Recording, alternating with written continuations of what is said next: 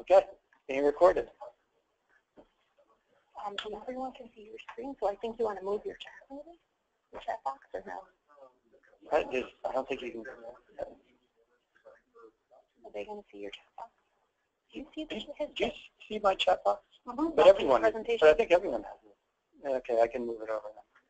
Is it blocking the presentation? Mm-hmm. Oh, you don't see it? No, I see it. Oh, all right. We do not see it. Oh, can we see it? Okay. Okay, great. Oh, that, I mean, I'll skip it over. no, that seems like a software thing. Yeah, but it wouldn't. Yeah, exactly. Okay, great. All right. Well, thanks everyone for joining us. This is the VTrans On-Road Bicycle Plan Phase 2 meeting, statewide meeting. I will go over the agenda for tonight. I'm Summer. I'm a planning coordinator at the Agency of Transportation and a project manager for this On-Road Bicycle Plan and the facilitator for this evening's meeting. Thank you for participating in this meeting and to the RPC staff for assisting us as site facilitators. As everyone knows, we are, or hopefully people know, we're utilizing 10 of the 11 Regional Planning Commission sites along with a live web stream.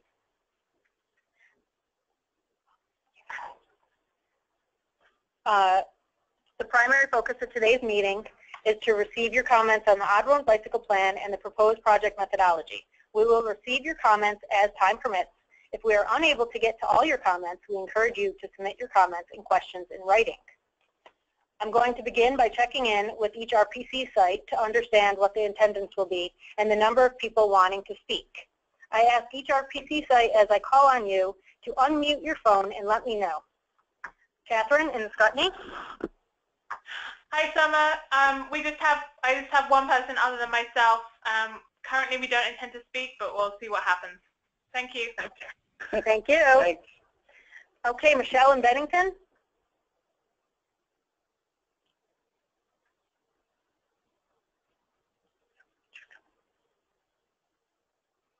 Michelle, are you there? Could you speak? You seem unmuted from our end.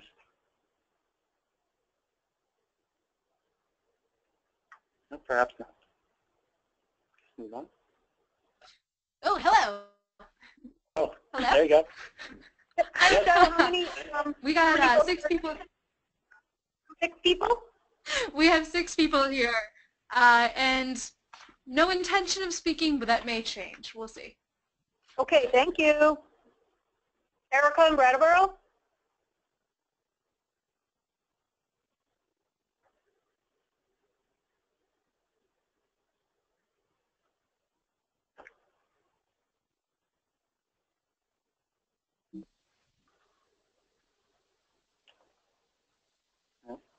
Erica, if you are there and we just can't hear you, perhaps you could just chat in that you're there and how many people may be with you.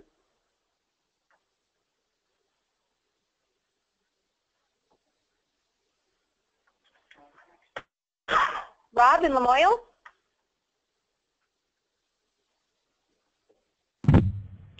Hello, this is Rob at LCPC, and I have one public participant, and comments are to be determined.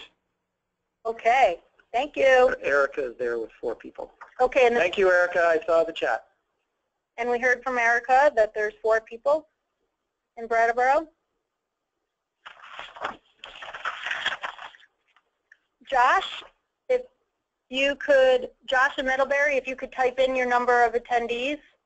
We're unable to hear you at the moment.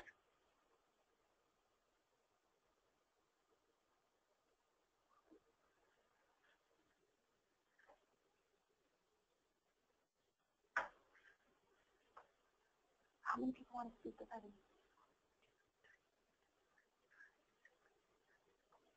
Okay, here in Montpelier we have 8 people. No one is interested in speaking at the moment. Welcome everybody in the room at least. Mike in Rutland. Mike's actually letting someone in right now. This is Kit in Rutland, and once he gets up here with the other person, we'll have 6 people. Thank you. And we heard from Josh in Middlebury that he has 8 people. Bethany in St. Albans. This is Bethany. We have no members of the public in attendance and no public comment. Okay, thank you. Doug in St. Johnsbury. Hi, this is Doug in St. Johnsbury. We have 3 members of the public, and they're not sure if they want to speak, but they might. Very good. And Victoria in Woodstock? Hi, we have 1 person here and no interest in speaking at the moment. Thank you. And Brian in Winooski? Hi, we have 9 members of the public and a couple that would like to speak. Great. And Amy Bell is monitoring the web stream. Amy, how many folks are on the web stream? I cannot tell. Oh, we have 36 people attending. That includes the RPC. So 26 additional. Okay. That's minus some. But minus a couple 20. In here. Yep. Okay. Great. So it looks like we have pretty good attendance. I will now introduce tonight's presenters. Kevin Marshy, who is the VTrans Chief Engineer. He'll be introducing the project. And Phil Goff from the consultant team and the project manager from Also Planning and Design will be presenting the presentation, giving you most of the content for this evening.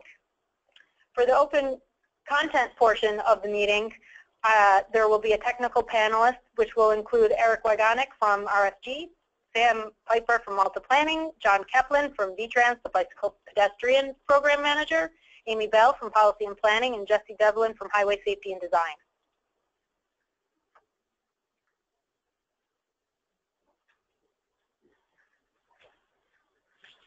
So the purpose of today's meeting is to really review the scope of Phase 2, to go over what the gap analysis of the high-use priority corridors will, at a high level, entail, and also give you information about our bicycle safety hotspot analysis that has already come to completion that we're interested in hearing comments on.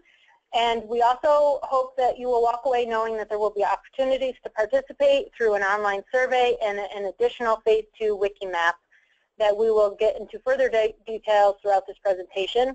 Also, that we have a project email that you're able to provide comments until December 16th based on what you hear tonight. And also, you could send an email letting us know if you would like to be included on the contact list to directly find out when the online survey and the wiki map will be available.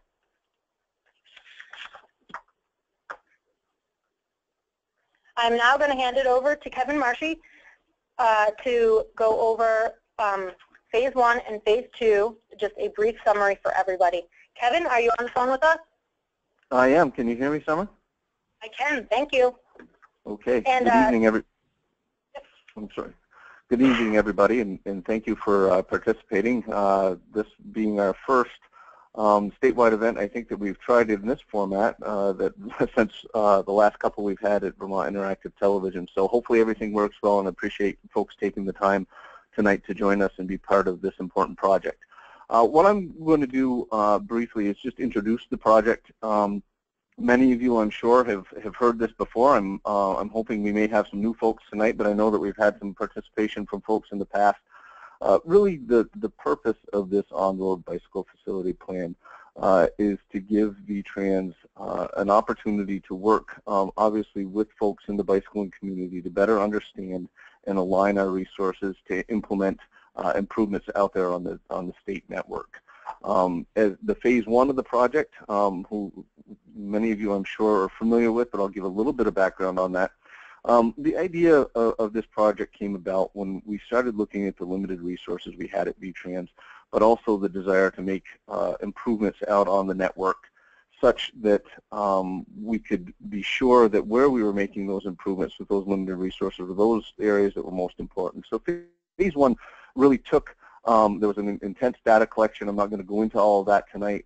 Intense data collection and analysis that allowed us to tier the highway network into Vermont into 3 different tiers: high, moderate, and low use / priority. You see on the slide here, you'll see the blue roads are the Tier 1 roads. The moderate use are the green, and the lower use are the yellow roads. And so The idea here is that what we started to do is be able to look at these higher tiers, and really that's part of the focus of phase 2 tonight is taking a look at those higher tiers. But I won't get ahead of myself. The idea here was that we were not only looking at recreational riders, we were looking at folks that were using the state highway network, and I should emphasize that this is about the state highway network. That we were focusing on those roads for both recreation and commuter use and cyclists, touring, and everything else. So we took data from all of those various groups along with the land use to come up with the tiered map that you see to the right of this slide that's up right now.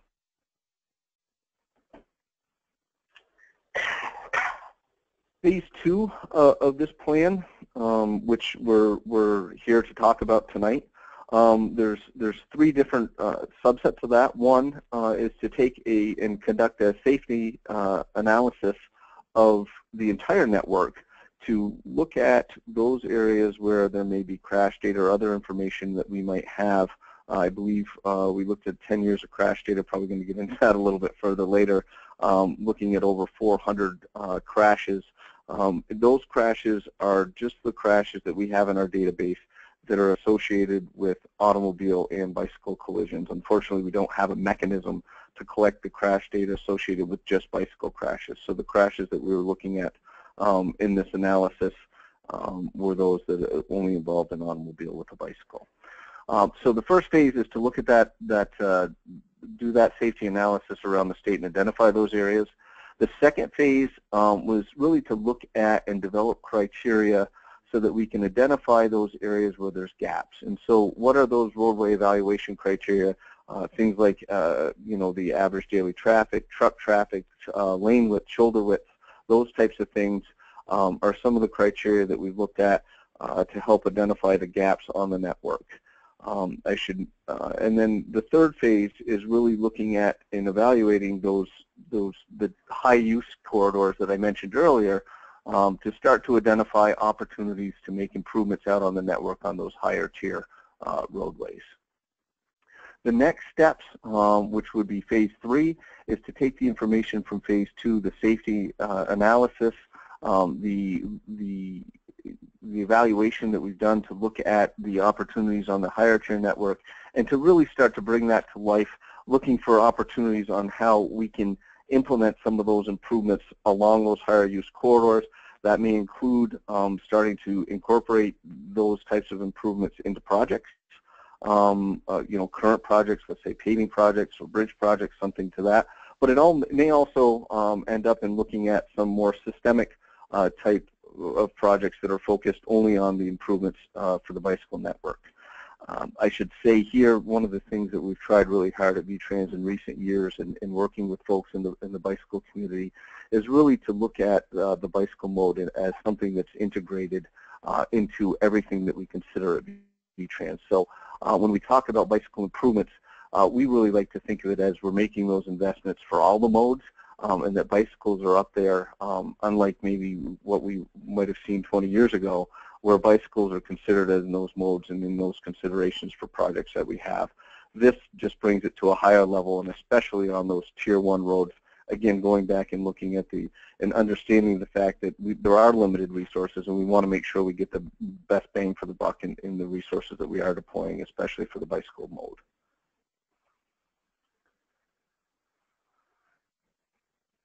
The next piece, and I started to mention this a little bit as well, is, really, why are we doing this? We have some current initiatives that have been ongoing for a number of years.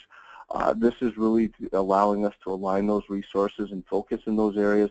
Some of the things that we've had ongoing in recent years that have made improvements to the network, although in some cases some of these have been relatively quiet improvements. Not everybody, they haven't necessarily been promoted, but we have surely been working with some of the bicycle groups around the state, certainly Local Motion and others.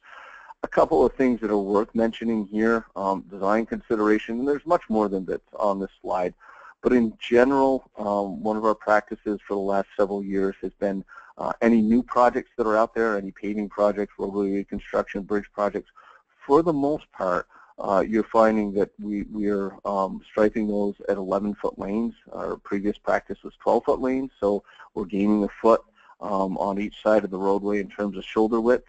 And the high traffic volume areas, the Shelburne roads and the places like that, where there's a higher percentage of truck traffic or large turning movements, you may find that there's still some projects that have 12-foot lanes, but in general, our goal has been to aim and stripe the network at 11-foot lanes. Adding shoulder widths, one of the things we've been doing for the last few years with many of our paving projects, and just to differentiate a little bit, with some of our thinner treatments, an inch of pavement or an inch and a half or maybe 2 inches of pavement, in those cases we're not always able to get the additional shoulder width because we need some structure underneath the shoulder. But when we're talking about some of our reclamation projects where we're going down and getting into the gravel, we're going down 8 inches or 10 inches, we've really been striving to get a minimum of 3-foot shoulders, but where we can get to 4-foot or 5-foot shoulders, following the guidance in the Vermont state standards. And obviously with any reconstruction projects, which we don't do many of them. Right now we have one on Route 7 in Charlotte as an example. Those certainly would have the wider shoulders associated with them. The next category here is maintenance activities. And I should mention, when we talk about phase 1 of the study that was completed, I guess I'd have to think back now, last fall or over the winter. One of the things that you see here, the first bullet under maintenance, is shoulder sweeping. And one of the things that we did this year is we took phase 1, and again, part of this whole initiative isn't just where we can increase the infrastructure, increase width, and those types of things, but it's also for maintenance activities. And this past spring, we distributed the map that you saw earlier to our maintenance districts, and they prioritized the spring sweeping of the shoulders such that they were hitting the higher tier roads first, and then they moved their way down through the second and third tier, really with the understanding that we can't be everywhere all at once. Again, a primary part of this project is making sure we're getting the most bang for our buck when it comes to those higher use corridors. Pothole patching, that's something we chase year-round as well, but certainly not just looking at between the yellow and the white line, but looking at the shoulders as well. And then with our minor pavement maintenance, for several years now, we've really tried to put a focus on when we are leveling with limited resources. A lot of the minor pavement maintenance is with state-only dollars, is not just doing, again, between the yellow line and the white line, but making sure we're out there trying to get the shoulders as well. It's not to say there may be some instances where we're not able to. If it's a wider 4 or 5 foot shoulder that's in good shape, we may not get all the way out there with fresh pavement, but in general, our goal is to go from edge of shoulder to edge of shoulder, edge of pavement to edge of pavement with our minor pavement maintenance. And then obviously some of the things we've been doing, you can see some of the slides here, is incorporating some of the techniques for bicycle facilities into some of our projects, most notably this past summer on US 302, the Barry-Montpelier Road. We implemented a road diet. Something that we're committed to. We're committed to road diets around the state where they're warranted and where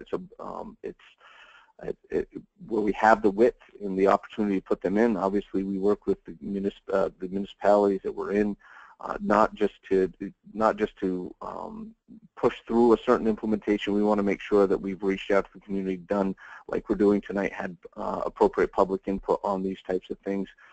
So far, we have gotten feedback in some of those areas where we put in road diets, and we've worked with folks. We've done some analysis. We've done some studies to make sure that we understand the safety impacts, the timing impacts, the traffic movements, and so forth. And that's one of those areas that we're committed to.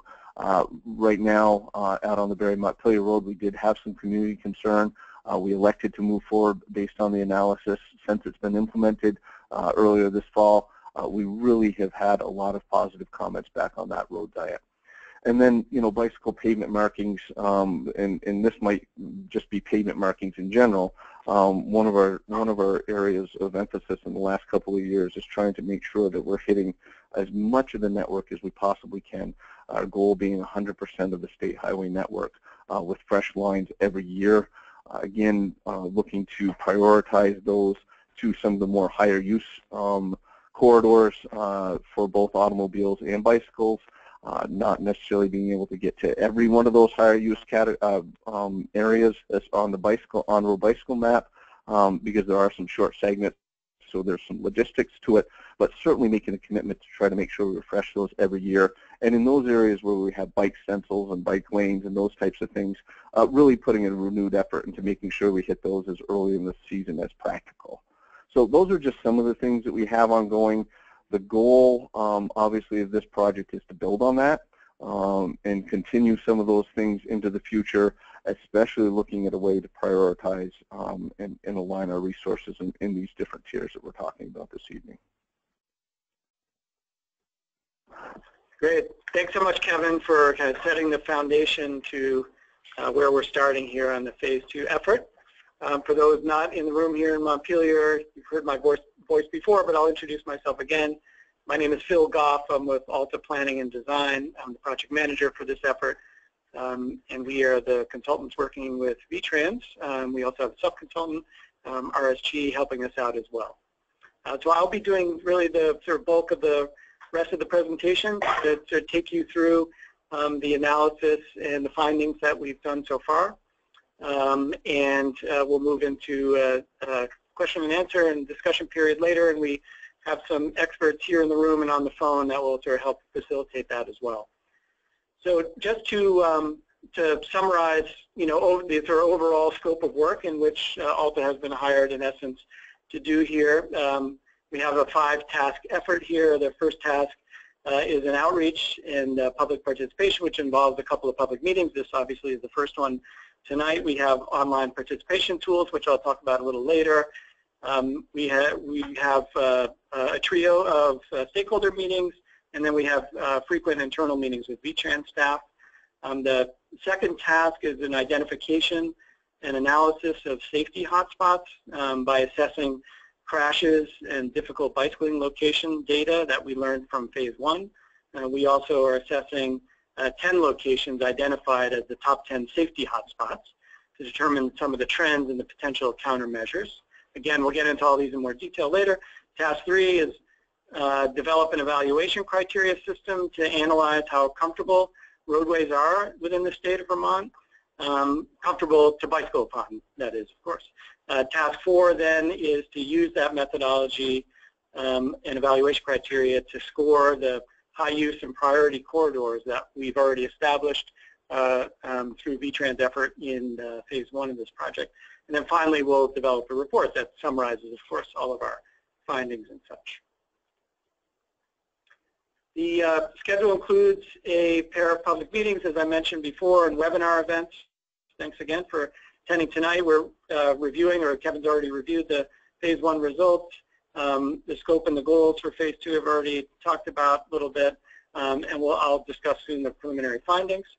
The second meeting, which we intend to have sometime in May, to be determined, but we'll let you know. The second public meeting and webinar will include some summary of the event here tonight, a review of the roadway evaluation criteria, the sort of final criteria that's used, and then the draft gap analysis map based on the roadway scoring that the evaluation criteria will be incorporated for. Of course, Q&A for both of them. No surprise there. Oh, there we go. So the future online public participation, which will be happening quite soon. So for task 3, in the coming weeks, we'll develop an online survey that will be used, that will enable you, the public, to review and to rank potential evaluation criteria for assessing the roadways, the comfort level for bicycling of each roadway. This feedback of the high priority roadways will determine the final set of criteria that we use to assess the priority roadways. That will then move into task 4, and once the preliminary results have been prepared, these will be uploaded to an online interactive wiki map, and you, the public, will be asked to provide feedback on the scoring designations that we use of all the high-use priority corridors throughout the state established back in Phase 1. The results will then be updated based on your feedback to create the final scoring for the network of state roadways throughout the state.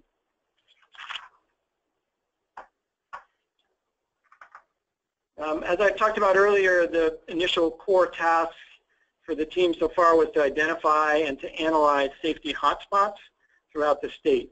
The crash analysis included a multi-step process I'll describe really in the next bunch of slides, starting with the mapping of reported bicycle crashes. For the bicycle crash data, we used VTrans bicycle crash data to begin our analysis. The data was narrowed to include a 10-year total, and this is on state roads only, so that's sort of an important distinction for all of us to recall here.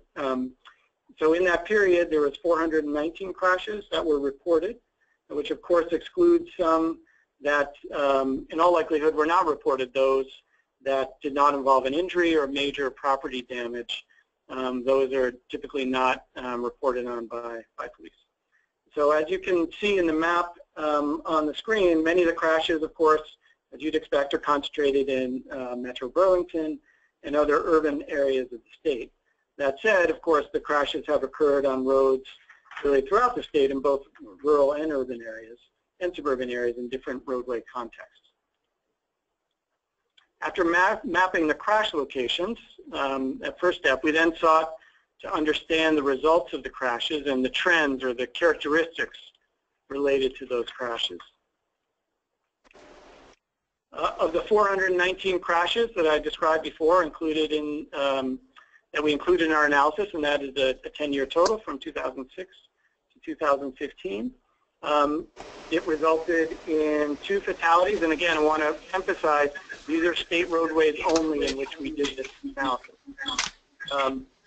We know that there are other fatalities. If anyone on the line can mute themselves, somehow someone unmuted themselves, we're getting feedback. Josh D. Let's see if I can. Oh, no, okay. All right, we're good. Okay. All right, so we're good now. Okay, so again, I just want to make sure everyone understood that the analysis, the crash analysis that we did involves state roadways only. So that 490 crashes included a couple fatalities, a number of incapacitating serious injuries, and you can see quite a large portion obviously included some minor injury or damage to bicycle, to vehicle, or other property, and almost 20% resulted in no injury at all. So based on the information that we've collected by the state police reports and the VTrans data, the crash trends included 9 key trends. So of those trends, we looked at the severity, and a number, as you saw before, many collisions resulted in minor injuries. We also looked at the annual number reported by crashes. And the interesting thing there is there have been a trending down. Again, this is just on the state roadways. There's a bit of a trending down, which is good news, with the average being 42. We also looked at roads with most crashes. They're disproportionately represented based on their total lane miles. We looked at the time of day, and the majority of collisions are occurring during the day, simply because that's when most people are in fact riding, of course. We looked at days of the week. And somewhat surprising perhaps to some is that crashes have happened more frequently during weekdays rather than weekends. I bet a lot of people out there may do a large chunk of their riding on weekends, but in fact when you look at crashes and know that many of those crashes are occurring in the more urbanized areas of the state, those are the sort of utility transportation trips in which those crashes are being involved. So you do see much more on weekdays. Age of cyclists, as you'd expect, sort of the 17 to 54-year-olds. Gender of cyclists, that's another sort of factor we looked at. 4 out of 5 involve a male bicyclist. The ratio roughly in many states, including likely Vermont, although we don't have the data, tends to be about 3 to 1 in terms of male versus female riders. So that's relatively consistent, but obviously there's a bit higher level of crashes that involve men rather than women. Another key trend is the location, that most collisions are occurring at intersections, nearly 60%. And then the final thing we looked at was traffic controls and whether they're present, and most collisions are occurring at intersection, but at uncontrolled intersections, just a slight majority there. And so after understanding the trends or the characteristics for the crashes, we then sought to better understand the roadway design factors that may have contributed to the crash. So our analysis compared the prevalence of 8 roadway design factors that may be associated with prevalence of crashes on Vermont state roadways. So this includes factors like the density of development and land use is what that refers to, the number of lanes, lane width, the shoulder width, typical speed, the annual average daily traffic, AADT, turn lanes and whether they are present, and the presence of a median in this type. With the roadway design factors, where there appears to be an overrepresentation in the number of crashes within those factors, that's when a red flag comes up, that a particular factor may have an influence on the crash frequency. For example, for density, again, that's sort of land use density. Most roads in the state are in rural areas, but most of the crashes are occurring in the more urbanized areas of the state. And of course, that sort of urban, suburban, town, village, that's all sort of mixed in within the term urban. When discovering which factors were the most overrepresented in the number of crashes, the factors most prevalent that we discovered included the density of development and land use and the average daily traffic. Also, the lack of shoulder presence was another critical one. So others had some significant issues, of course, but did not stand out as much as the other 3. One of the factors to point out, sort of interesting and perhaps paradoxically, is the slower roads. You can see in the typical speed, slower roads did feature more crashes than the higher speed roads, which most of us probably associate with sort of higher levels of difficulty of bicycling. But again, with the given number of crashes happening in the more urbanized areas of Vermont, that would explain why that's the case. So after determining the key factors for the 419 crashes in our analysis, our next task was to create a scoring methodology to isolate the top 10 safety hotspots in the state. In order to do that, we used 4 sources of data, or inputs, 4 inputs, within 3 categories. And those categories included safety data, included the rate of bicycling, and the length of the roadways. And within the safety issue data, so there was sort of 2 key sources within the safety issue data. One were, of course, the data we obtained through the 419 crashes, but the other one was understanding what was considered the difficult bicycling locations that we learned from all of you who at least responded to the Wikimap earlier in phase 1. We wanted to ensure that we incorporated what the community told us in the online Wikimap during phase 1. As such, we did include, as I said before, analyze those difficult bicycling locations to inform where the 10 most significant safety hotspots were in Vermont. And just a note, so we did have 358 recorded locations that we analyzed. There was also 845 votes. That was really more the key factor. A vote is really when someone looked at another location that someone had already stated as a difficult bicycling location and noted their approval of that. So that's what really the votes are referencing there. So using that 3-category methodology with the 4 different data inputs, it turns out that initially all of the 10 most significant hotspots were in Chittenden County. However, the team, the VTrans and the consultant team wanted to see what the effects of our model and that analysis methodology had throughout the state. So we reran the model again, and we excluded Chittenden County to arrive at, in essence, a top 5 safety hotspot within Chittenden County and a top 5 hotspots outside of Chittenden County. These combined 10 hotspots represented roughly 1/10 of 1% of the approximately 2,400 miles of state roadways throughout the state of Vermont. But that 0.1 or that 1/10 of 1% accounted for 16% of all bike crashes statewide and 18% of all of the difficult bicycling locations that we understood from the wiki map throughout the state as well.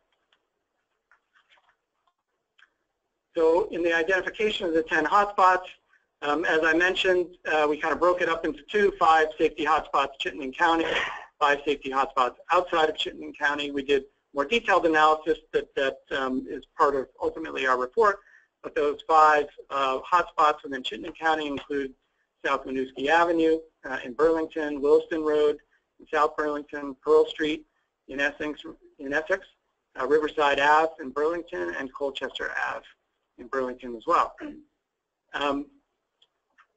The 5 spots outside of Chittenden County, again, as I said, we reran the model, excluded the Chittenden County crash locations to get the 5 hotspots throughout the state.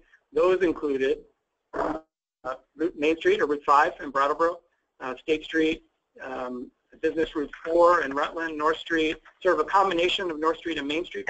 No, Bennington was up there as well.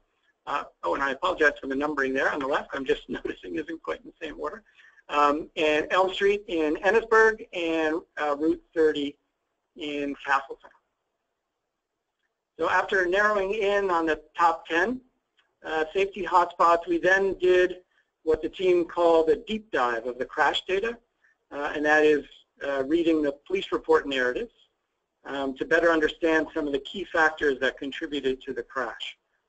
So for the top 10 hotspots, we reviewed narratives. There were 72 crashes within the top 10 hotspots, and we reviewed 67 reports that were available to us. So when looking at those 67 narratives, there were 4 main themes that stood out to us. First was that motor vehicle driver inattention during turning was the first that really stood out to us, and this is exacerbated on more complex roadways that have more than 2 travel lanes and contain many curb cuts. Secondly, were parking-related issues, and of course those that bicycle know that opening car doors is something we're always looking out for. So the opening car doors and drivers actually crossing the shoulder area to get to parking happening right in front of cyclists. So those are 2 of the themes that were identified that are parking related. The third is related to bicyclists riding on sidewalks. Sidewalks are a location where both drivers are not necessarily anticipating cyclists and where bicyclists don't always anticipate the threat that a motor vehicle could provide at a driveway or a cross-street location. So I think, perhaps for some this may come as a bit of a surprise to some who often will choose to, on occasion, ride on a sidewalk when not comfortable on a roadway, but this is what the data is telling us, that there certainly is a prevalence of crashes there. And then, and finally, there was a significant number of crashes in the top 10 hotspots where bicycle equipment or rider-related mistakes were attributed, which include a failure to obey traffic laws, various traffic laws, and faulty equipment, folks who had inoperable brakes or those that didn't have working lights at night. So to summarize all that we learned from this top 10 hotspot methodology and the deeper dives, the primary takeaways show that the greatest number of crashes have occurred in the downtown areas and village centers in the presence of on-street parking. In fact, 9 out of the 10 hotspots are on the Class 1 town highways, which of course are in these downtown and village areas. The Class 1 town highways, for those that don't know, those are short segments of state highway that pass through downtown and village centers that are maintained by local municipalities. So that's not to say that there aren't safety issues on rural roadways. However, for the significant number of crashes on other roads, including rural roads, it's quite clear that state roads with the high traffic volumes and narrow or no shoulders are some of the significant safety factors we've discovered in our analysis. So some may be asking, certainly a good question, so what do we do with all this analysis? So we are incorporating, of course, this crash analysis into our work moving forward, and that will include incorporating the findings of this analysis to inform the evaluation criteria that we're going to get into soon in our next task, to evaluate the opportunities. This is outside of necessarily the scope of our work, but this is to evaluate opportunities to incorporate the safety data into existing grant programs like our Federal Transportation Alternative Programs, and there are others. So this data will be sort of a key opportunity for VTrans to sort of leverage that data and incorporate it into those grants.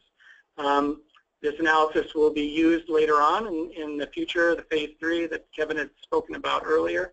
Certainly this analysis will be a critical component. And also, in terms of in real time in some ways, or in the near future, informing the design of VTrans projects as applicable, whether it's bridge projects, paving projects, roadway projects. The hope is with this analysis, there could be some incorporation and perhaps alterations.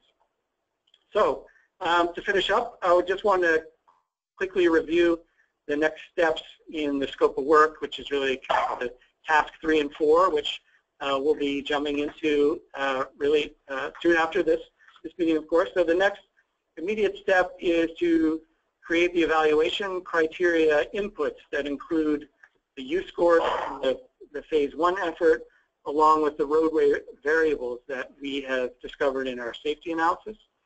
We will also incorporate the feedback from an online survey that will be released really in the coming weeks, where we ask you to take a look at our draft evaluation criteria and let us know if what's important to you in terms of criteria that should be used to evaluate roadways.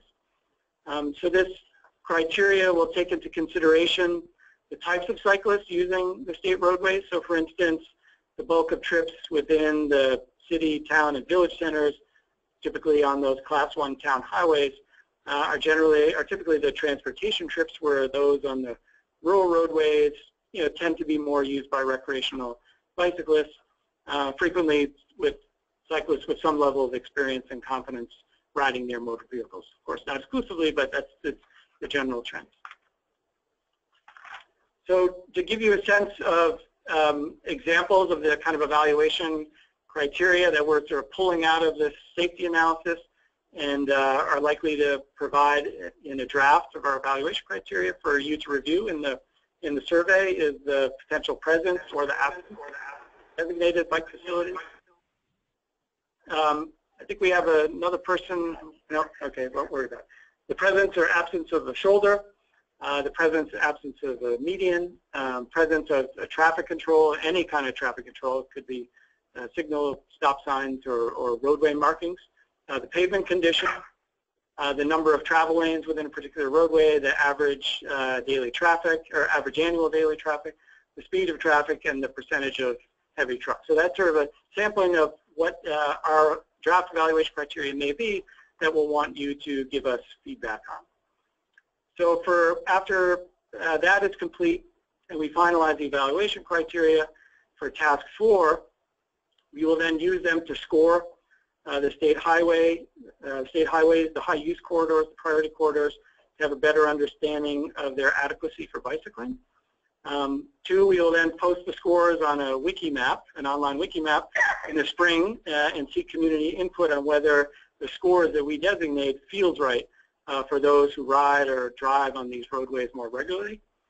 3, after receiving this feedback, we will revise the results as needed. And then 4, we will create the gap analysis map that will indicate the segments of state roadways in need of improvements that will be studied in more detail further on in phase 3 of the planning effort.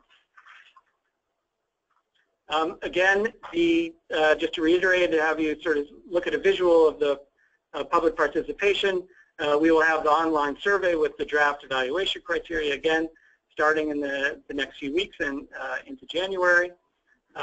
We will then revise that based on comments we receive, and then we will have a online wiki map available for people to look at the scoring that we gave to the state roadways. And of course, throughout this process that will end in the summer, we have our project website that in all the emails and other materials you've received, you'll have, and we'll post that in just a sec, to provide draft materials and solicit additional input. So we're happy to take questions now. We have some key panelists here in the room and a couple on the phone, including Amy Bell, who's VTrans Policy Planning and Intermodal Development Division Planning Coordinator, Jesse Devlin, who is VTrans Project Delivery Bureau Highway Safety and Design Manager, John Kaplan is here, VTrans Municipal Assistant Bureau Bicycle and Pedestrian Program Manager, Erica Wygonik from the subconsultant firm RSG is our senior engineer on the project, and Sam Piper, senior planner working with me at Alta Planning and Design, is on the phone. He's sort of the technical lead in much of the analysis as well. Okay. So just to let you know, we are still accepting comments on the material presented here tonight until December 16th. Please let us know at vermontbike@gmail.com. You have that email address is the best way to get in touch with Summer, who is the project manager, and the website there is vtrans.vermont.gov/planning/bike plan.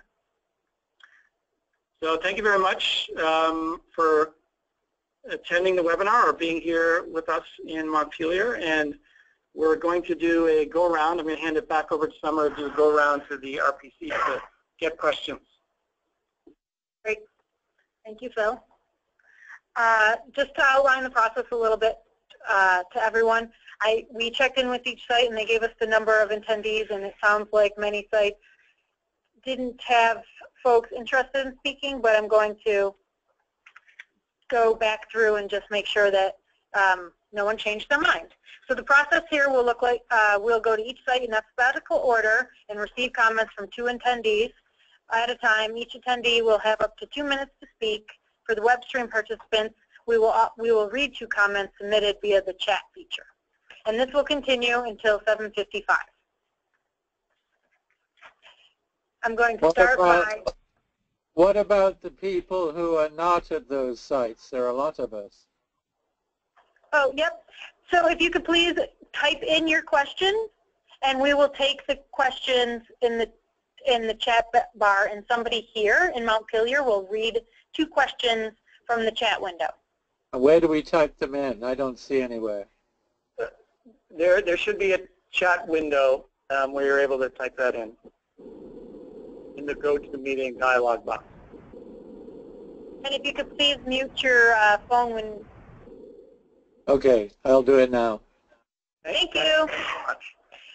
Okay, Catherine, if you could let us know if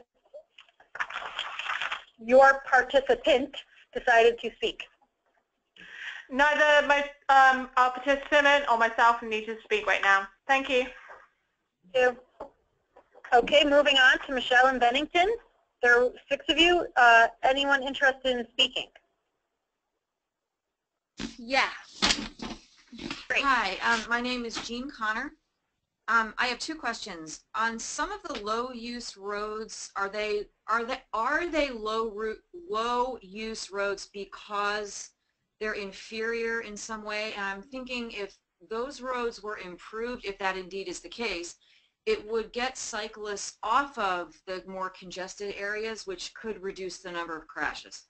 My other question or comment is I've been noticing probably in the last, 10 years, I myself am not a cyclist, but I've noticed helmet use is really on the decline, and I didn't know if VTrans was, addressing that. I think John should probably take the helmet. Sure. Okay. John Kaplan here will take the helmet use, and Phase 1 question, Erica? Erica, can you take the Phase 1 question?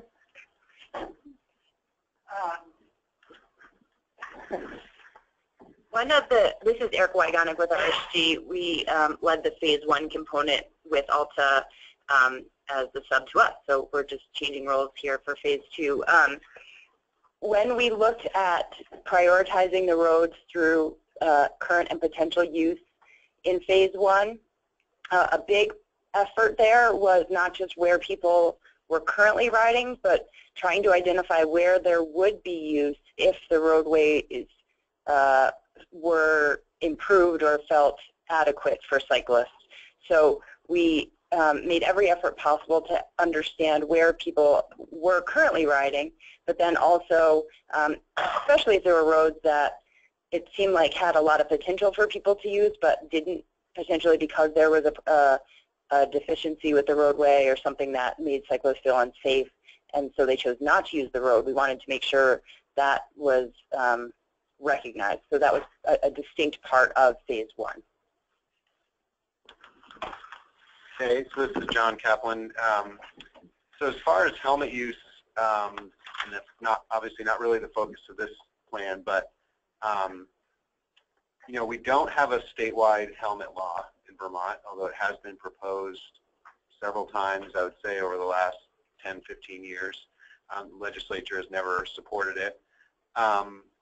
We do encourage helmet use through all of our education materials and you know, education programs that we partner with organizations like Local Motion to do. So that's really the best I can say about that. Is it's not through lack of trying to educate people about using helmets.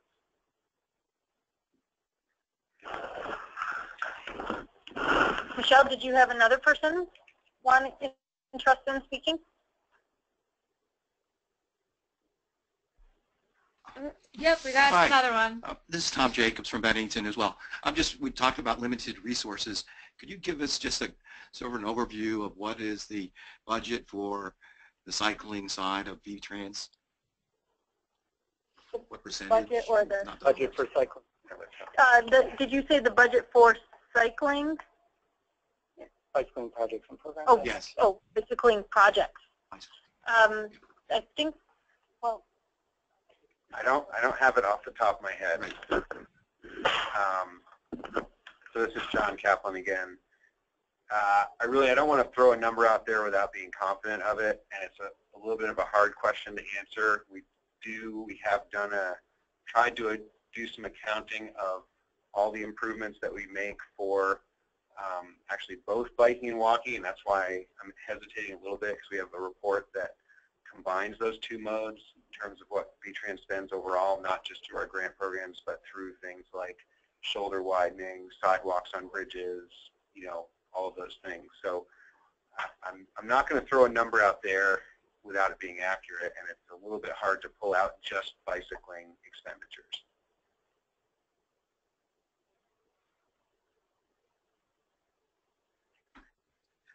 I guess the real question is, what portion of the VTrans budget is identified for cycling activities, not so much the grants, or is that part of the budget process?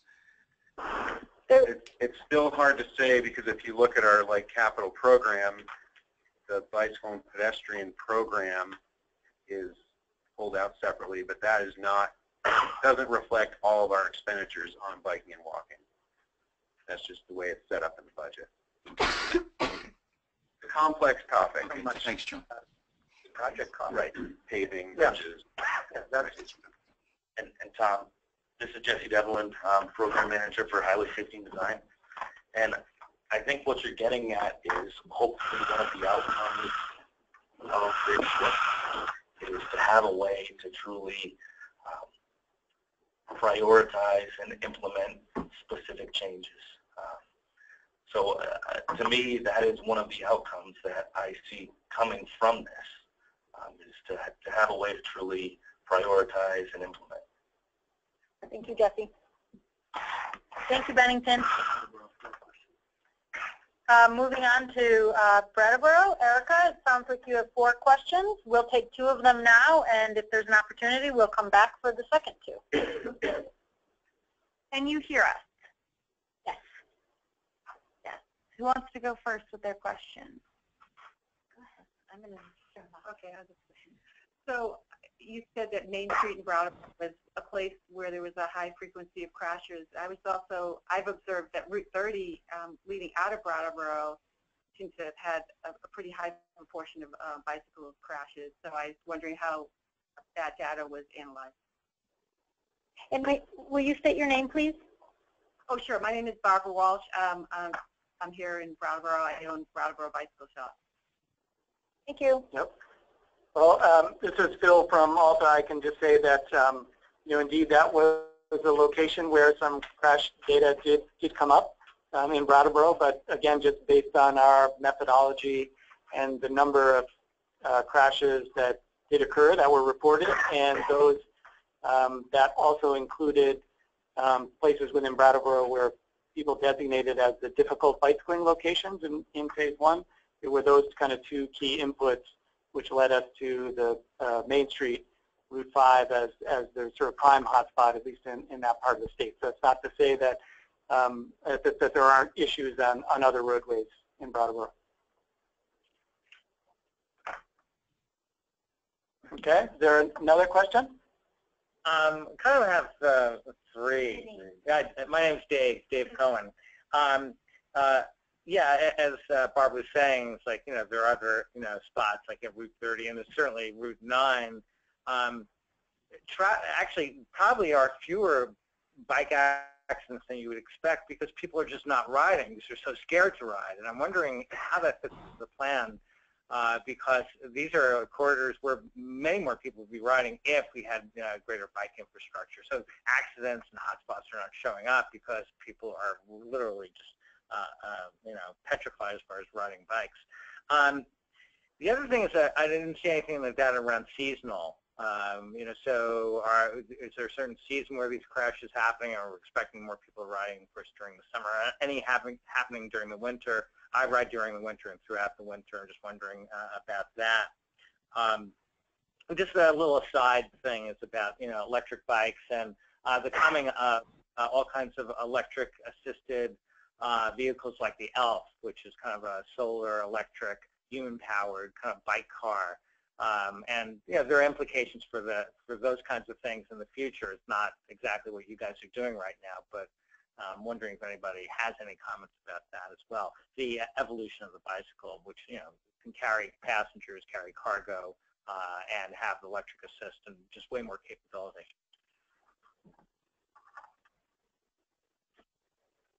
Well, I can take the first part of the question if no one else wants to jump in. Indeed, areas, state roadways in which there have been no or few reported crashes, those aren't registering in this first part of our analysis. And indeed, you're right, a big part of that is not because they're so safe and comfortable for people, but it's because few cyclists tend to use them. So it's those roadways, when we develop the evaluation criteria, and then we're evaluating the roadways in order to determine what potential appropriate measures down the line in phase 3 will be. A roadway like that you referred to in Brattleboro is going to appear, I can't guarantee it, but is likely to appear in our analysis with a score that would imply that it's a real gap in the bicycling network in that part of southeast Vermont. So I think, so it's not to say that we're ignoring those roadways, they're just not registering now in this sort of first part of the analysis, but when we develop the gap analysis map, then something like that is likely to show up. And Phil, this is Sam. Can you hear me? Yeah, go ahead, Sam. Okay, and just to amend Phil's comment, what I did want to mention is that when we did the methodology to identify the hotspots, one of the critical input factors was actually input that we gathered during phase 1 of the project through the online input map. So we actually asked people to place points that represented instances that people thought were difficult to bicycle, and then we summarized the votes for all of those different locations, and we fed that input into our hotspot model. And why that was really important, it goes right to your point, is that there are instances on the analysis roadways where people aren't riding currently because there's a perceived safety or perceived comfort issue. And so we actually have some hotspots where there are very few crashes, but there were many, many difficult bicycling location votes. And because of those difficult bicycling location votes, they actually made it into the top 10. So that's why we thought it was so important to include that public input, because you bring up a great point. There are instances where people aren't riding, and that's the reason why there are no crashes or very few crashes, but that doesn't mean that people don't want to ride there. Thanks, Sam. And also just to add that during phase 1, when we determined bicycle use, our Wikimap asked people to let us know where they would like to ride if it was improved, and that's part of our use calculation. So these type of things were a factor. And again, this is a statewide plan, so it has to be distributed evenly throughout the state. Thank you for your question. If I could just do a quick response, someone had asked, what is a road diet? It's kind of a wonky technical term perhaps for some of us. A road diet is when you transform typically a 4-lane roadway, put it on a diet, which can mean either narrowing the lanes to create a shoulder or a bike lane, or to actually reconfigure the travel lane and make a 4-lane road into a 3-lane road with the median turn pockets for left turns and with bike lanes on the side. So that's what road diet refers to that someone had mentioned. Thanks. Thank you. Just to remind folks, I just wanted to let everyone remind folks that the primary purpose of this meeting is to receive your comments regarding the project, and in order to maximize and be respectful of everyone's time, if you do have questions related to the topics beyond the current project, we encourage you to submit those questions in writing so that we can adequately respond following this meeting. In the interest of time, I just wanted to state that. So we took 2 questions from Brattleboro, correct? Okay, we're moving on to Rob in Lamoille. And thank you for asking the road diet question, because there probably was other people out there confused. Hello, this is Lamoille. We have 1 question. Okay. This is Justin Barton Kaplan. And first, I just want to say thank you so much. This is a phenomenal job in putting this plan together and doing these assessments. One question I had is, I live in the Northeast Kingdom, and so I think it's fair to say I'm a little disappointed with the amount of priority 1 or high priority roads in the Northeast Kingdom.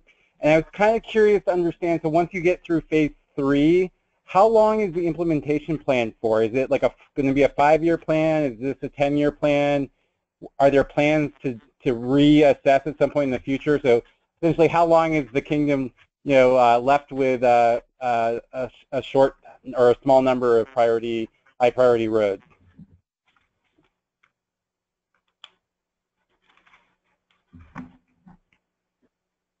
Summer, this is Kevin. Would you like me to take that one? Sure. Thanks, Kevin. So, I guess I would answer that 2 different ways. One, first, just because a road isn't a Tier 1 road doesn't necessarily mean that VTrans will not be out there making improvements to that road. And maybe that's something I should have covered earlier in my presentation. And certainly when you look at some of our lower volume rural roads, and I know in past conversations I've had with some folks in the bike community, there are those lower volume roads, less than 1,500 cars a day or less than 1,000 cars a day, where if whatever the existing surface is paved, it's a vast improvement than what's there. So just because it's not a Tier 1, Tier 2, or it's just not a Tier 1 road, doesn't mean that we won't be out there making improvements. The second point I'd like to make is that this is viewed as, this is a living document. So this isn't, coming up with this plan and even going through phase 3 isn't intended to say, okay, we're going to do, 438 things in a 5-year period or a 10-year period. The idea is that that we will be incorporating these types of improvements, especially on the Tier 1 roads, over the course of time. So it's a living document. There'll be changes. There'll be roads that may become Tier 1 roads. There may be some that, some that move up, some that move down over time. But it's something that we're going to continue to monitor. Obviously, in Vermont, we're not seeing vast swings in the type of usage or the traffic volumes on any one given road over a 1 or 2 year period. I know sometimes that's the case in terms of there are some developments going in. But so anyway, to summarize, certainly this is a living document. Certainly, we're not going to be ignoring the Tier 2 and Tier 3 roads. And over time, we will work to make sure that we're making as many improvements as we possibly can. I go back to the fact that the idea here is to make sure that we're incorporating you know, the bicycle mode, the pedestrian mode, in everything that we're doing at VTrans. Thank you, Kevin. And I'll also add that one of our stakeholders on our stakeholder group is from the Northeast Kingdom, and he really likes to emphasize that this is a state system plan, and it's not looking at local roads. And there's fewer state roads in the Northeast Kingdom than there are in other areas of the state. Okay, moving on to Middlebury. Josh.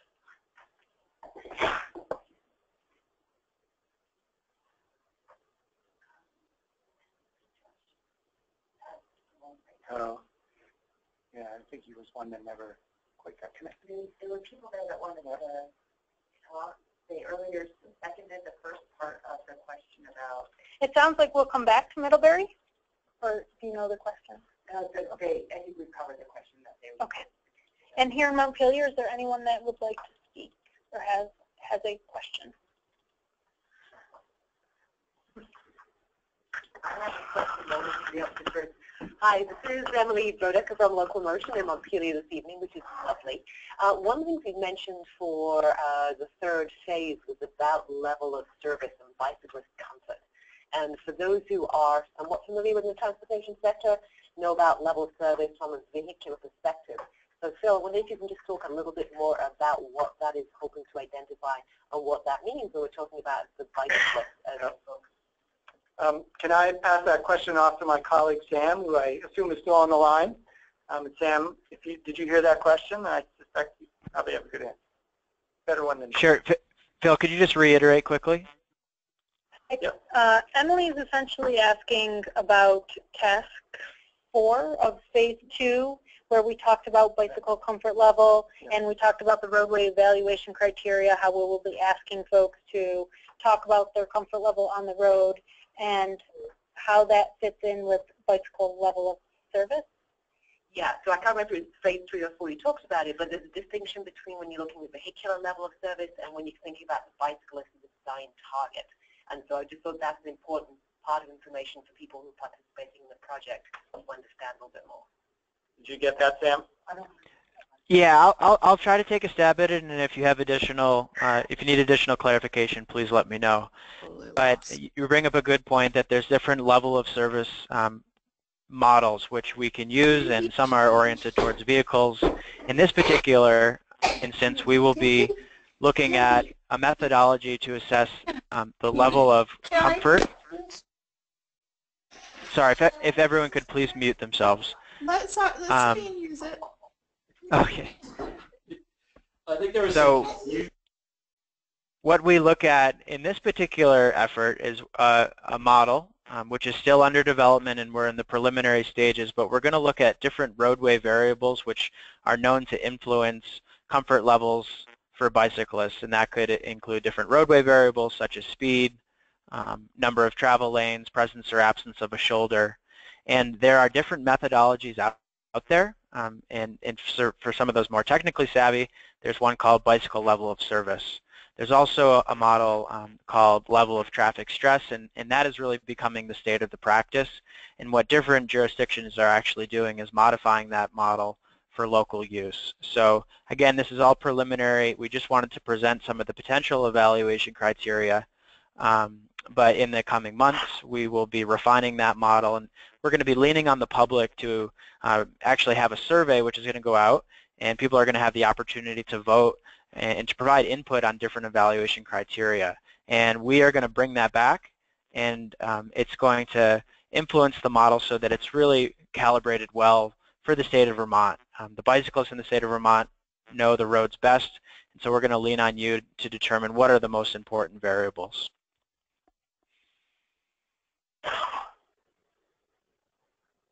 Anyone else here? And thank you, Emily. No. Anyone else in Montpelier have a question or comment? Great, thank you. We're going to go back to Middlebury, and we have a question. Yeah, that first question. Middlebury's first question is, will VTrans consider prioritizing Addison County hub-town connections between Virgin, Bristol, and Middlebury, which would include routes 7, 17, and 116.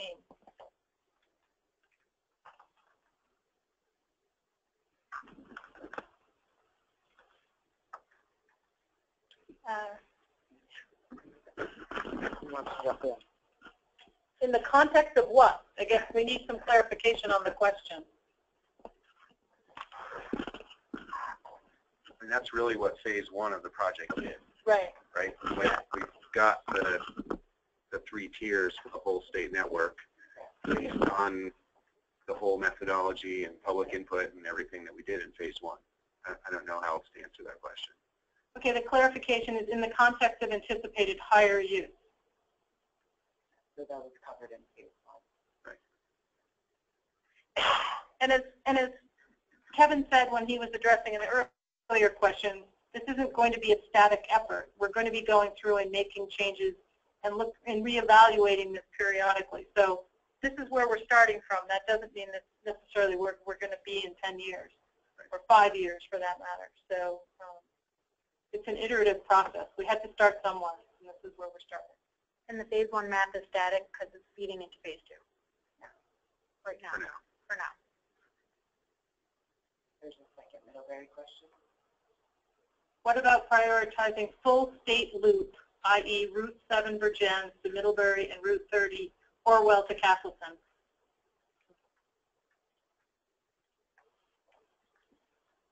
Well, I would say for all those roadways, we'll have to see how the evaluation comes out and how we score those roadways.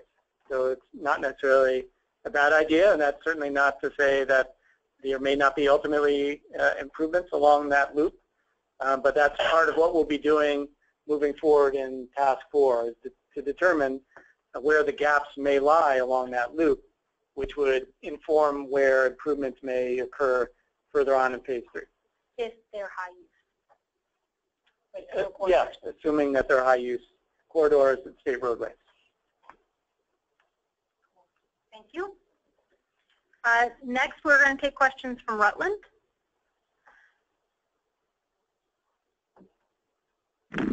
Hi, my name is Steve Dardek, and I have a question and follow-up to the stated concern about high volume of traffic on roads with little or no shoulders.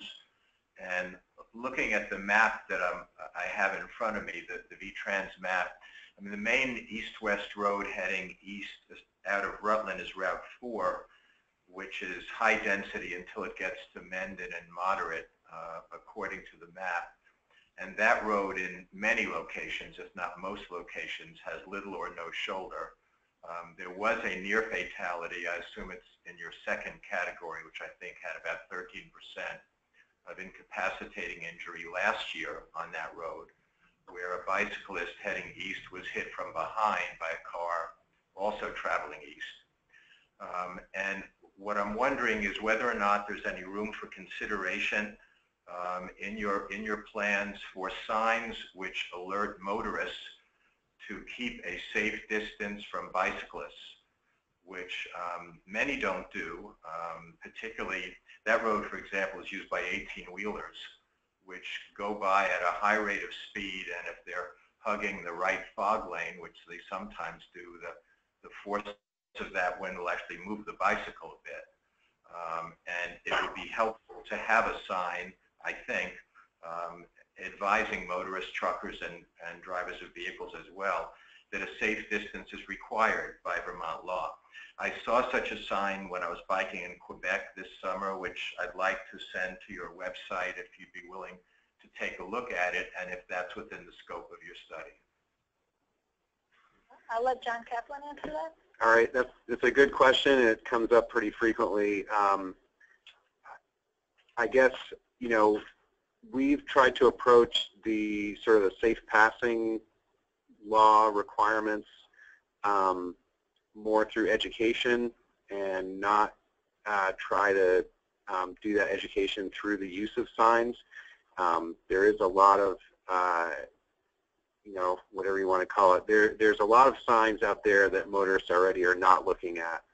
And I've seen some, you know, national discussion that I haven't seen anything that really indicates that signs are a good solution to driver behavior. And it's kind of a little bit of a slippery slope. Then do we start putting up signs that say, that start going into the other traffic laws? And so we're trying to use signs in a strategic way. We don't have plans to do what you're suggesting. Like I said, we've been trying to address that more through education, some of the other safety efforts in terms of like working with law enforcement to make sure they understand bike laws and things like that. Great. Mike? Hi there. Actually, Steve would like to follow up too. Sorry. Okay, thanks, Kit. So, what specific education efforts are you undertaking with respect to motorists as opposed to law enforcement? I guess rather than taking up more time in this meeting, if you can send that question in to the email, we'll get you a specific answer about that, because it's not a short answer to that question.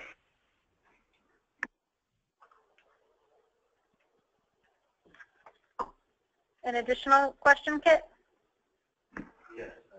Yes, we have one additional.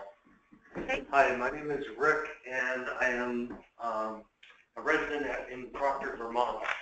And referencing this map that was spoken to earlier, and addressing what Middlebury and the Northeast Kingdom had to say about the gap and the priority of being a traveler on bicycle long distance.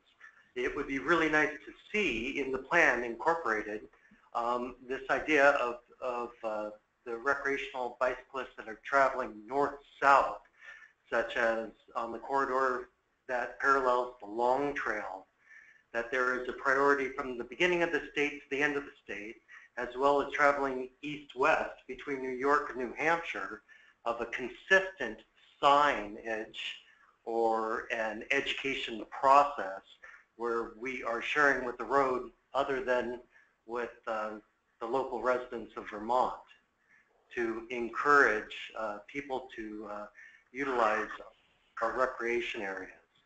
And in that same idea, being a resident of Proctor and having recreational areas within our town and trying to connect our town with the local towns around us, it would be terrific to make it a priority.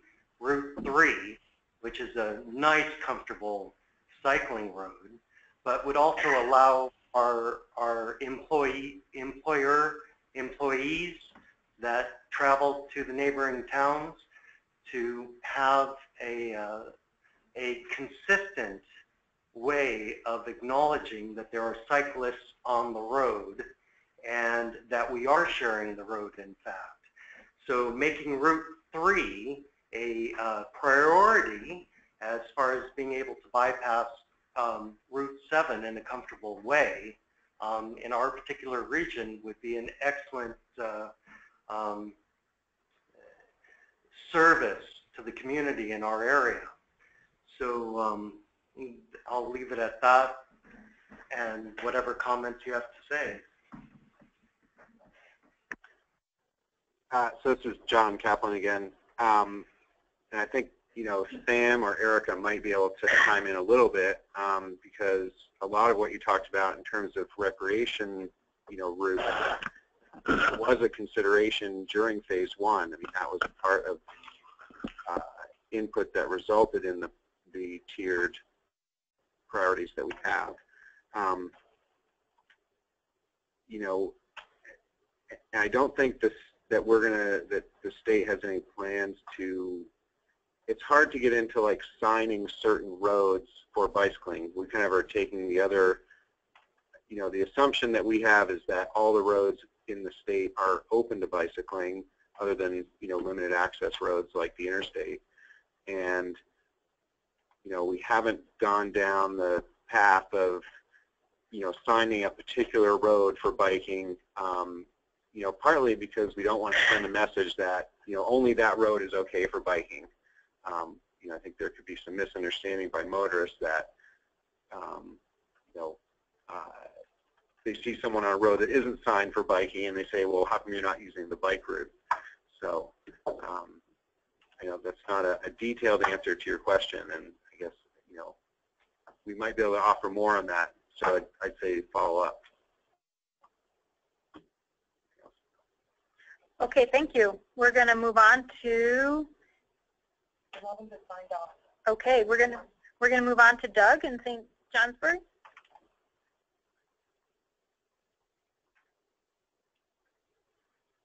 So we do not have any comments or questions at the time. Thank you. Thank you, Doug. Victoria and Woodstock? We're all set here. Thank you. Brian and Winooski, do you still have the two that would like to speak? We have a couple, and we may have a couple more later, but we'll start with the first one now. Yeah. Roy Newer, South Burlington, and I have several questions. First one is, what were the criteria that went determined feasibility, low, medium, or high?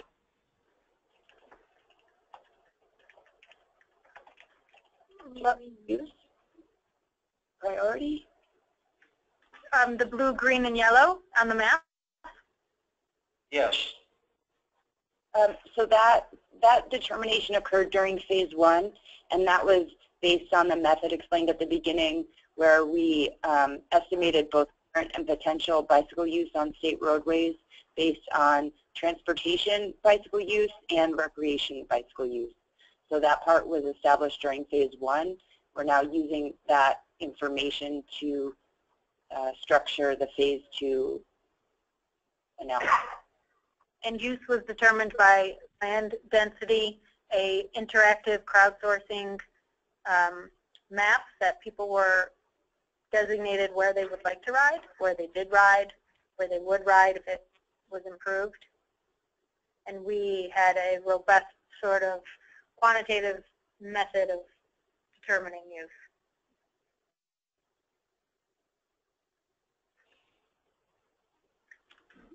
Next question. My other question is, the last time I looked at state accident reports, the format really did not provide a lot of required information with regard to bicycle motor vehicle crashes. It was left up for, basically to the investigating officer's comments per area. So I'm wondering if you're looking at accident reports, you're really getting sufficient data, or perhaps you have already made some input to the Department of Transportation about the accident reports. This is Erica Wygonic with RSG. We read all of the crash narratives. So VTrans keeps a fairly robust database of crashes, and I think from 2010 that information is online now and is electronic, along with the crash reports themselves. Due to some of the issues that you're identifying, where the crash reports are not necessarily as detailed as we would hope for bicycle crashes, one of the key aspects of this project was going and reading all of the officer narratives for all of these crashes to try and make sure any of the subtleties that aren't necessarily captured in the various crash codes were noted. Obviously, there's not every aspect of every crash will be documented, but I think we were able to get pretty good information to understand the overall theme of the various crashes based on those officer narratives. Yeah, okay.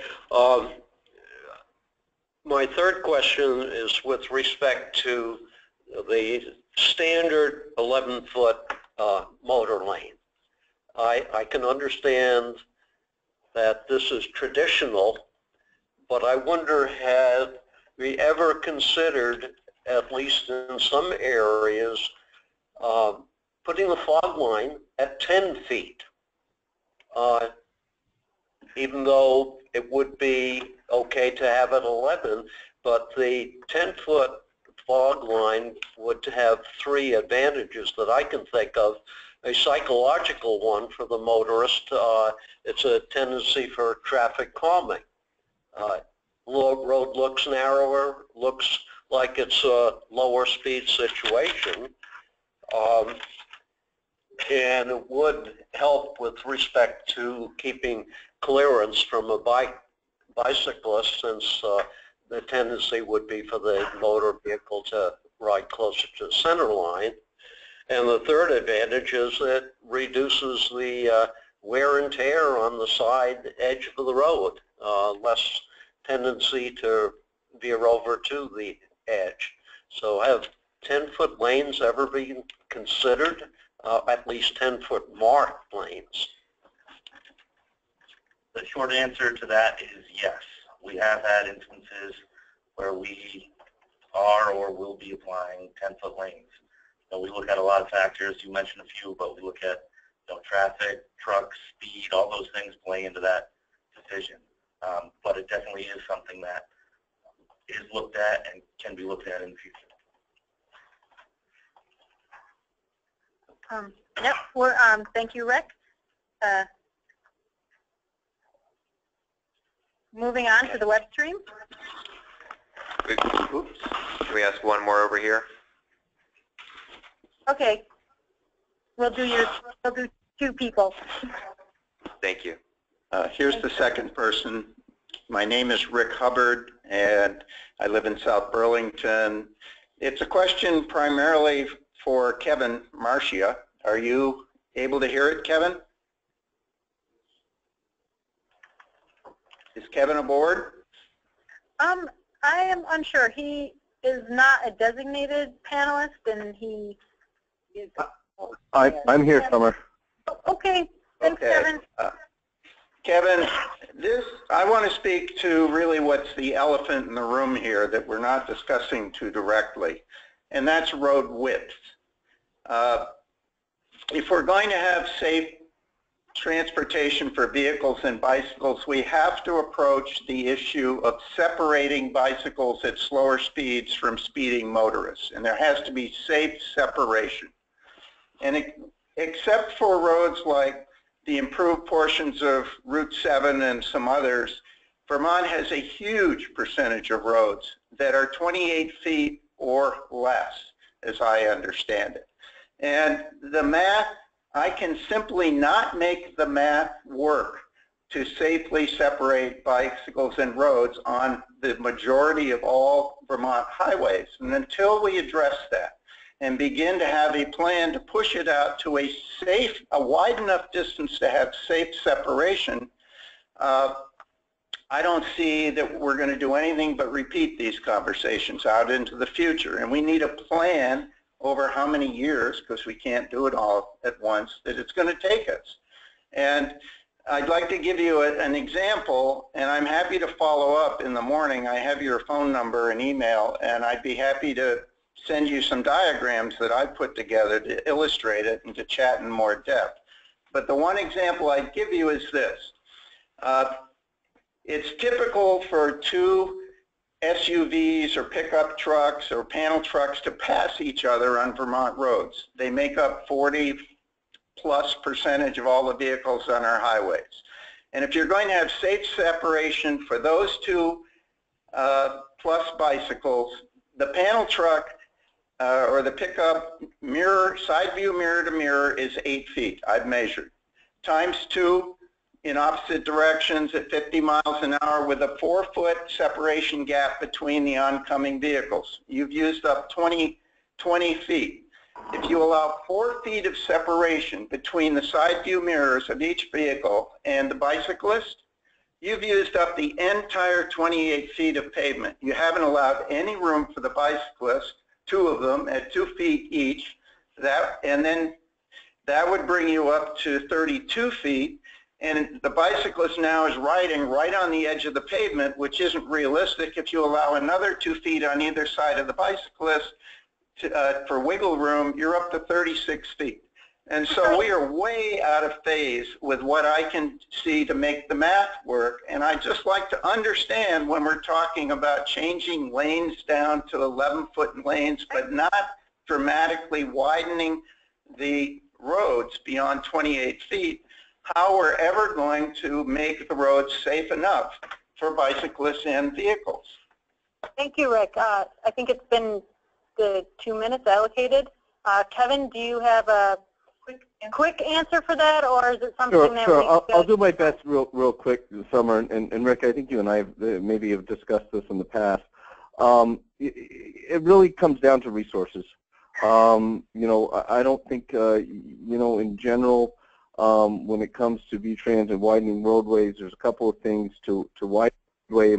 In many cases, you're talking about basically more of a reconstruction to get that base out there and that width. So there's a substantial cost component to it. The other component that we have is looking at acquiring private property.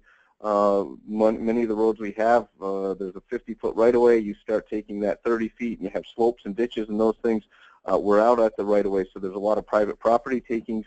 And then the other piece is just the environmental impact that you have as well. So I'm certainly not disagreeing. Wider would be better. Our approach is to try to incrementally get wider roads, but you're talking hundreds and hundreds of millions of dollars if we were going to get separation at 36 or 40-foot roads everywhere in the state. Hundreds of millions. It's more than that probably. So at this point, and the purpose of this study is to really help prioritize so that we can try to get that width as much as we can around the, but recognizing we're not going to be able to do everything. So I know that may seem like we're selling ourselves a bit short, but certainly what we're trying to do is get the best we can within the financial resource that we have available to us now and we project to have available to us in the relatively near future. Thank you, Kevin. We're moving on to the web stream. We have a question from Norm Staunton. He is there any accident evidence that suggests a correlation between intersections of bike paths or other non-motorized paths and accidents? Hi, Norm. This is Erica Wygonick from RSG. We have looked at the crash data in detail as part of the hotspot analysis. That does not cover all of the intersections with bike paths and that sort of thing. There is some evidence that when there's network disconnect, that there may be potential for increased crash rates. It's certainly not something that we've looked at in any sort of scientific or comprehensive way. But I would say that making sure that there is good connectivity between bicycle infrastructure is a good way to minimize crash risk. Thank you, Erica. And Jim Rivas has a comment. He wants to point out that spring sweeping is not enough. After every rainstorm, large boulders, sand, and gravel are appearing on the shoulder. And he also states that lane marking seems to get done in the late summer, way too late to be of much use to cyclists.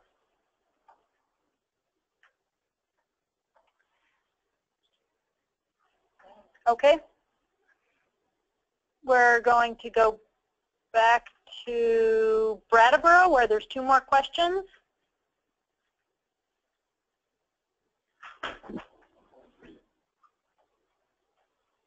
Erica and Brattleboro, do you still have 2 questions?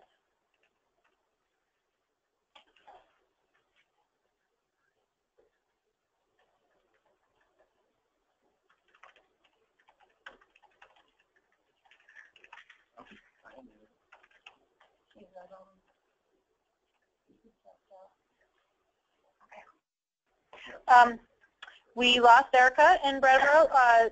Going back to Middlebury. Question 3 online was, what about road wearing due to road diets and possible pushback from local highway departments and road foremen?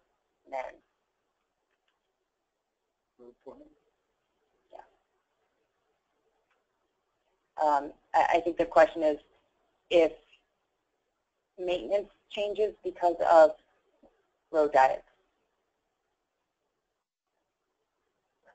Is there any pushback? Well, I can take a first stab at that, and John can jump in as well. It's obviously a conversation that we have to have up front. Our most recent one is state maintained, so that's our forces, so we have those conversations. And we're still trying to figure out, the best ways to keep those lines up to date and updated so that it serves its purpose. It is a challenge to get everybody on board and work through those issues, but it can be done, and the Barry Montpelier Road is a good example of that. Thank you. Is there another question in Middlebury? There is another question in Middlebury. Middlebury's question 4 is, I understand that for the purposes of this project, VTrans felt the need to constrain the scope of roads considered to only state roads. Given that the overall goal of the project is a statewide network of roadways usable by bicyclists, it would make sense to give weight to state road segments that connect to lower traffic local roads that are often preferred by cyclists. Similarly, I hope that problem areas on state highways can factor into increased VTrans funding to communities so that they might better develop local road connections and bypasses around constrained portions of state roads. During our wiki map, we asked folks to include loops that had state roads specifically as part of their loops, but local roads was an okay component. And in that way, we tried to capture the parts of the state highway that were an important part of local road loops.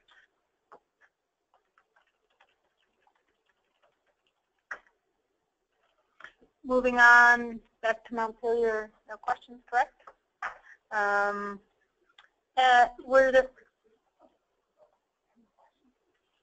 Okay.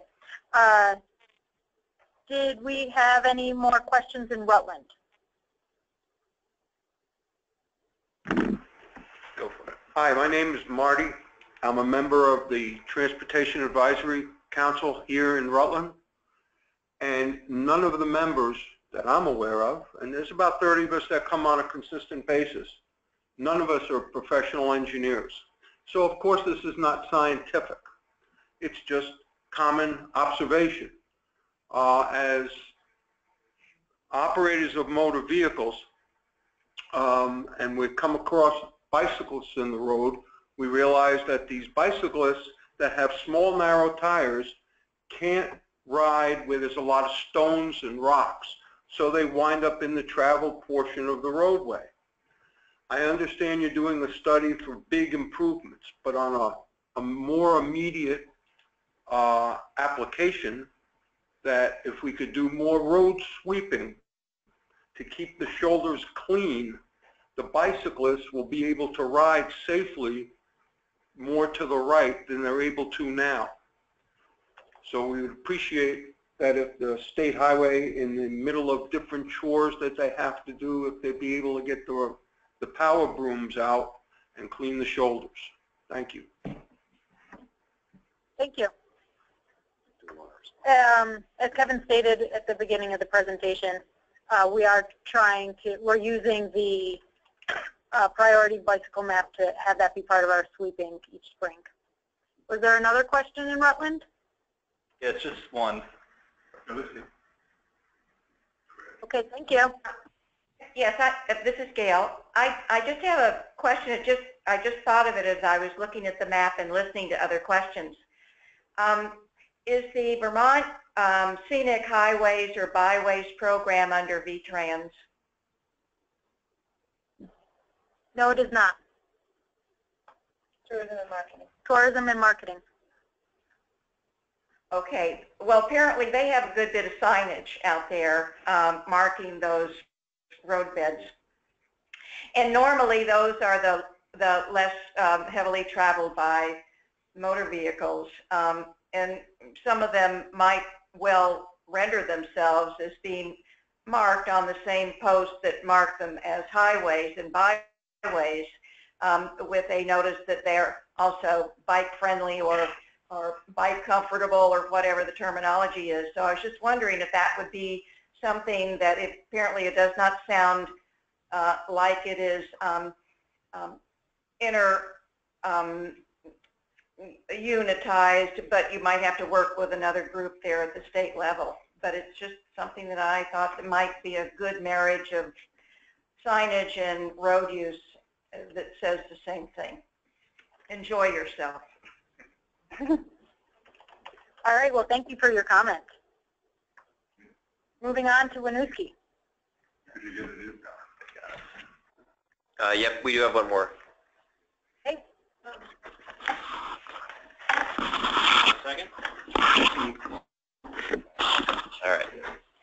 Yes, this just relates, I know there was some mention in the accident reports about bicycling at night and with lights and things like that, but I wondered, since the state highways tend to be better lit than other roads, if there's input into this report, the issue of, you know, a lot of people this time of year, and I witnessed 3 of them tonight just on my way here, bicycling home from work, or, you know, they're bicycling in the dark on roads that are very ill lit, and some of them have lights and some not so much, just reflectors and things.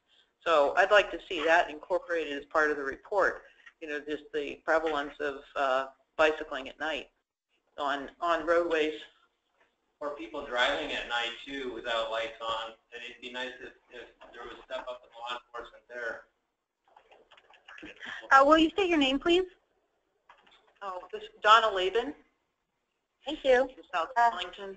So it was between South Burlington and Winooski that I experienced this 3 times just tonight.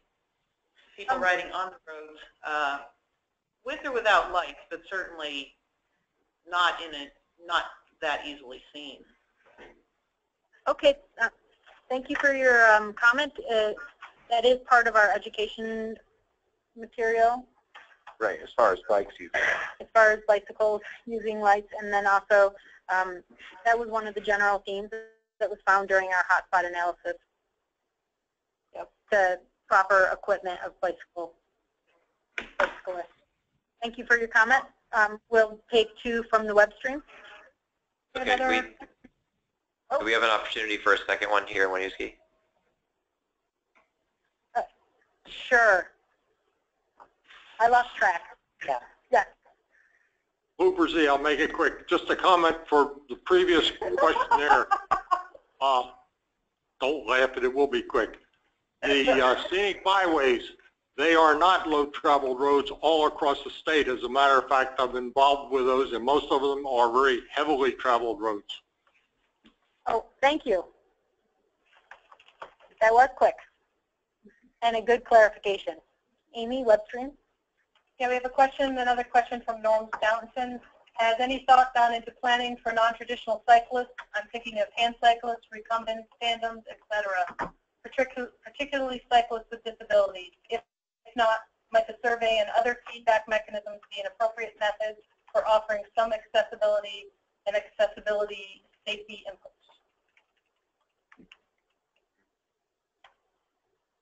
Great question. We're all looking at them. Yeah, I know. Well, I could just jump in and say, this is Phil from Alta Planning, and to say that, you know, good bicycle planning improves safety for everyone who's, you know, using a bicycle or a tricycle or a hand trike, recumbent, if you have a trailer, if you have children. You know, it's difficult to achieve sort of the perfect ideal. As Kevin stated before, the VTrans is working, but it's not so easy to provide separated facilities everywhere, which, you know, provides more space for those, you know, wider pedal vehicles. But the improvements we're looking at ultimately will impact positively cyclists no matter what type of bike or trike that they're using. Thank you, Phil. Amy? I have one more from Benjamin Jocelyn. How does the state plan to integrate planning of an on-road/street bicycle facilities and off-road ones such as trails and paths?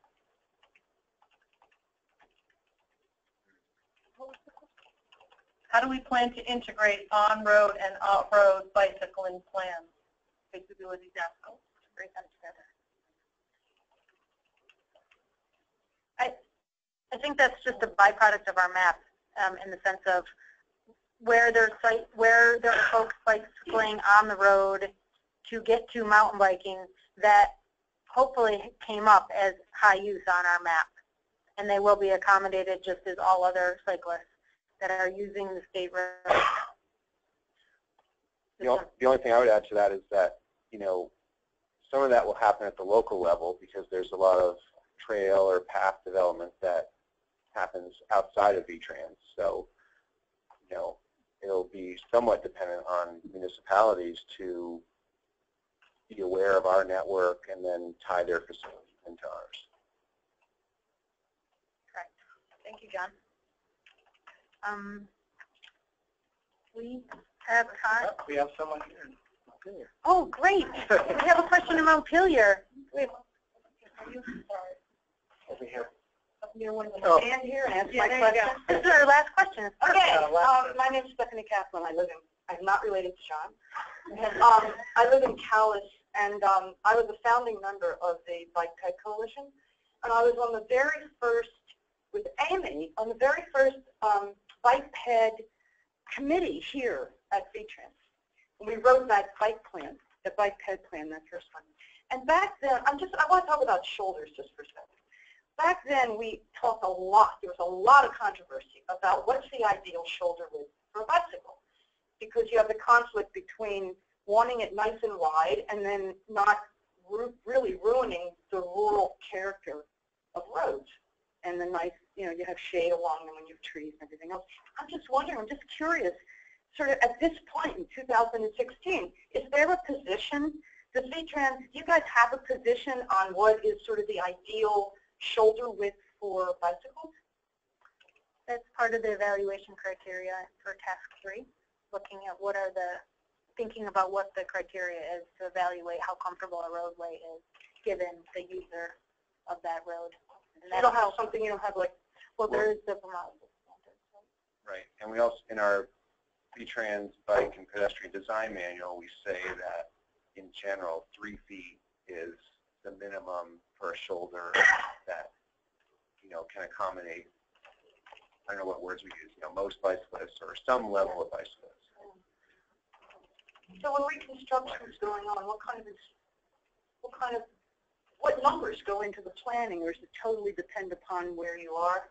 It does totally depend on where we are. Do you have an ideal? As Kevin mentioned, we don't have a lot of reconstruction. Yeah. It's a lot of, yeah, you know, paving, maintenance type projects where we're doing our best to get what width we can within the limits of those projects. When I say limits, I mean, you know, minimizing right-of-way acquisition, minimizing permitting, so that we can actually build the project in a reasonable time frame. So we're trying to maximize that width. On our paving jobs, we're shooting for that 3, but we're trying to get that 4. But it is constrained in a lot of cases, and that's really, I think, one of the goals that I see coming out of this is to really get a feel for those systematic improvements that we can apply in all jobs, not just high-use corridors, but everything, where we can truly start to make some improvements across the system. Okay, so you don't, you know, that's helpful to know. I mean, you don't like, because it was a big controversy. You know, do we want 3 feet? You know, and once you start getting bigger, you really are affecting the quality of. Well, I think just one quick thing. I mean, Kevin mentioned it early on that there's some roads that have a very low volume where you probably don't need to add any shoulder. Exactly. And just having a good surface would be enough. But, you know, living in Calais and sometimes when I go to Montpelier on Route 14, it's very difficult. And getting to Barrie is even worse. I mean, you can't, you know, and I'm not a timid cyclist, but they're not good roads. Anyway. All right. Well, thank you for the comment. We've reached 7:55, which is our closing time for the meeting. If you were unable to get your comment today, we encourage you to submit them in writing. The contact information is either contained in a handout at the RPC site and is also projected here. Again, the email is vermontbike@gmail.com. And there's also the website available to you that includes a mailing address, if that's your preference of ways to submit comments. And as a reminder, additional written comments will be received for this phase of this project until December 16th. And I thank you, and I hope you have a good evening and safe travels. Bye-bye. Thank you, everyone, for your participation. Thank you to the RPC staff. Thank you to our